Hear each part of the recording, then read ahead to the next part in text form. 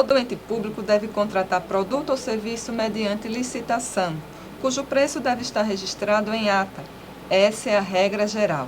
Mas você já ouviu falar em adesão da ata mediante carona? Essa é uma prática ilegal e inconstitucional que burla a licitação.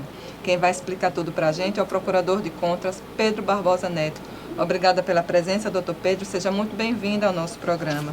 Obrigado, Andresa, pelo convite. Novamente, sempre um prazer estar aqui com vocês.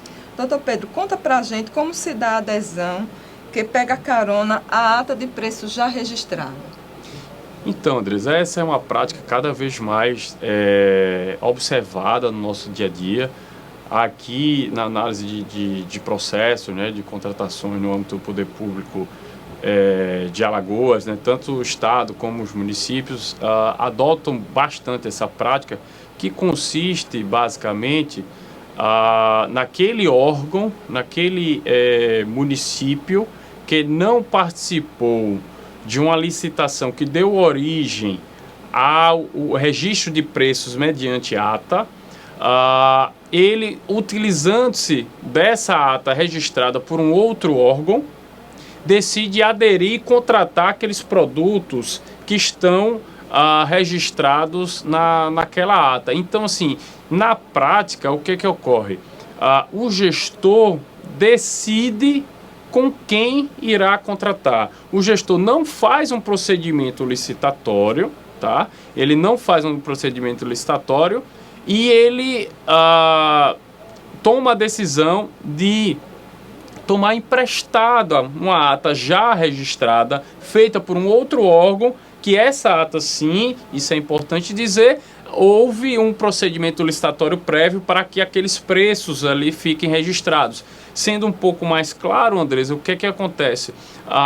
Quando há uma confecção de uma ata e aquele preço fica registrado, o que a gente quer dizer? Normalmente as atas, elas são utilizadas para compras. Então eu quero comprar canetas, eu quero comprar lápis, eu quero comprar material do expediente, tá? Então, como normalmente é um consumo que ele se dá por demanda e durante o exercício, o ente público normalmente ele opta por fazer uma licitação e registra uma quantidade X de canetas, de lápis, para ir adquirindo ao decorrer do ano, né? Então, por isso que fica registrado. Fica lá o preço unitário da caneta e o fornecedor vencedor da licitação. Então, o carona é aquele que não participou dessa licitação, que deu origem a essa ata, que registrou esses preços, registrou o preço unitário da caneta, do lápis, da borracha, e ele visa aderir e contratar diretamente o fornecedor que teve o seu preço registrado naquela ata.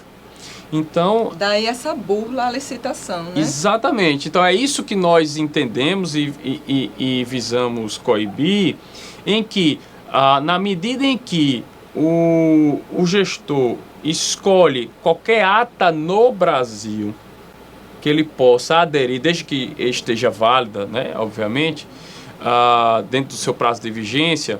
Então, na medida que ele escolhe qualquer ata do Brasil que ele possa aderir e sem um procedimento licitatório prévio, né, para que haja preservação da competitividade, da isonomia entre os fornecedores locais, inclusive, né, ele está, a nosso ver, criando uma espécie de contratação direta sem previsão legal, porque afasta o dever constitucional de licitar. Então, essa adesão à ata de registro de preço só pode ser feita pelos entes que participaram daquela licitação. Perfeito, esse é o ponto. Nós não estamos aqui a defender a ineficiência e a ilegalidade da ata de registro de preço. Muito pelo contrário, eu acho que é uma tendência, né, que ela preza por eficiência, por economicidade, né, ela desburocratiza um pouco a administração, mas assim, há limites para isso, né? Então, assim, a autorização que a legislação concede para a utilização desse instituto é mediante prévia licitação. Tá? Então, é necessário que haja uma licitação e que os órgãos que queiram registrar sua demanda numa ata, eles participem dessa licitação, ofertem, por exemplo, há um exemplo clássico aqui, que é a Angesp, ela concentra as licitações no âmbito do estado de Alagoas, e ela, por exemplo, consulta as secretarias qual seria a sua demanda para a compra de lápis, de caneta, de borracha, de material de expediente como um todo. E cada secretaria informa a sua demanda. E ela coloca isso tudo no processo licitatório, tá? Então os fornecedores irão competir tendo como base o universo da demanda total de todas as secretarias e não só de um ou dois entes, tá? Isso é impactante, é importante para o preço, porque você sabe que quando o fornecedor ele dá um preço unitário para um produto que a demanda é de pequena escala, o preço é X. Quando você aumenta a quantidade, ele consegue mergulhar no preço, né? E essa economia, quando você possibilita que entes que não participaram dessa demanda, ou seja, entes que não incluíram na licitação, na ata de registro de preço, a sua demanda por aqueles produtos, você está possibilitando que quem ganhe na economia de escala seja o particular e não o poder público. Por quê? Porque certamente aquele ente que não participou, se tivesse participado da licitação e tivesse inserido a sua demanda dentro daquele procedimento, o preço unitário seria menor. O fornecedor poderia chegar a um preço unitário menor, desde que a quantidade tenha sido relevante. Então esse é um aspecto que também, sob o ponto de vista da economicidade, é perniciosa essa adesão à ata via carona. Tá? Então, assim, recapitulando, é possível a adesão à ata, é possível a legislação prevê isso, é possível a confecção de atas de registro de preço, há previsão legal para isso. O que defendemos é que não é possível que aquele ente não participante do procedimento que deu origem à ata, ele decida aderi-la, que é isso que nós chamamos de carona, que a doutrina convencionou chamar de carona. Que no final das contas essa adesão se trata de uma contratação direta e não como manda a lei, que é pela licitação. Exatamente. Nós defendemos que na prática isso, o que é que acontece? Cria-se, e aí é necessário também fazer uma ressalva que a possibilidade de adesão mediante carona, ela tem previsão no ordenamento jurídico, mas não tem previsão legal. Não tem previsão em lei em sentido estrito, tá? A previsão existe tanto no estado de Alagoas como no âmbito da União, existe mediante decreto, tá? E o que é que nós entendemos e parte da doutrina entende, e esse é um assunto controvertido, e aí eu te parabenizo por trazer um tema assim realmente atual e interessante, polêmico, que a gente possa expor aqui a nossa opinião. É que a Constituição, ela afirma que há um dever de licitar. Então existe um dever constitucional de licitar para adquirir produtos e serviços, tá? E a própria Constituição afirma que somente a lei pode excepcionar esse dever constitucional de licitar. E a lei em sentido estrito, né? Então, aquele ato aprovado pelo parlamento e não diretamente pelo chefe do executivo. O problema do carona, nesse primeiro aspecto, está aí. Por quê? Porque a autorização para aderir à ata pelo carona, ela se dá mediante decreto e não pela lei. E nós sabemos que tanto esse dispositivo constitucional diz que somente a lei pode trazer exceções ao dever constitucional de licitar, como a própria lei de licitações, num rol taxativo, ou seja, num rol em que, fora daquelas hipóteses, não é possível, né, que nós estamos falando das hipóteses de dispensa de licitação, né, em que o legislador fez a opção política por, naqueles casos, dispensar o procedimento licitatório, e, fora desses casos, não é possível contratar sem licitação. E a adesão mediante carona, ela cria uma nova hipótese ao arrepio da lei. É esse o nosso entendimento. Por isso traz prejuízos também para a administração pública em relação à questão, como o senhor bem falou, aos preços que podem ser aderidos a uma ata de preço, comprar um produto por um preço maior, se tivesse todo mundo junto, a economia seria melhor para a administração. Exato, e a tônica é o planejamento, né, Andresa? Então, quando se planeja, né, as chances de a contratação ser exitosa e a um preço mais adequado, ela é maior, né? Então, assim, sob o ponto de vista da economicidade, também é uma prática que não, no meu ponto de vista, no ponto de vista de alguns doutrinadores, como Marçal Justin Filho, há decisões do próprio Tribunal de Contas da União também sobre esse sentido, o Tribunal de Contas de Pernambuco, de São Paulo, entendendo inclusive sobre esse aspecto da economicidade, né? E que, nesse caso, quem ganha com a economia de escala é o particular. Por quê? Porque ele registrou lá 5 quantidades de canetas a um preço unitário de R$1, falando hipoteticamente, né? E ele pode chegar a vender 1.000 canetas pelo mesmo preço unitário de R$1.